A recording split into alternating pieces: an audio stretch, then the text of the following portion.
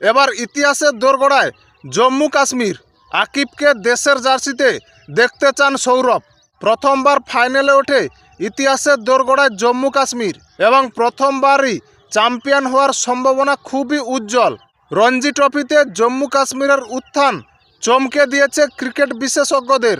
Ranji trophy জয় যেন সময়ের অপেক্ষা আকিব নবীদের জন্য। ভারতের ঘরোয়া ক্রিকেটে নতুন শক্তি হিসাবে জম্মু কাশ্মীর উঠে আসায় উচ্ছ্বসিত সৌরভ।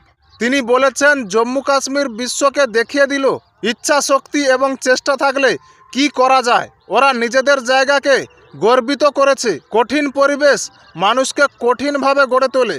আমার মনে হয় আকিব নবী জাতীয় দল থেকে বেশি দূরে নেই। আগামী গ্রীষ্মে ইংল্যান্ড সফরের দলেই থাকতে পারে। কর্ণাটকের প্রথম ইনিংসে 54 রানে 5 উইকেট নিয়েছেন এই আকিব নবী।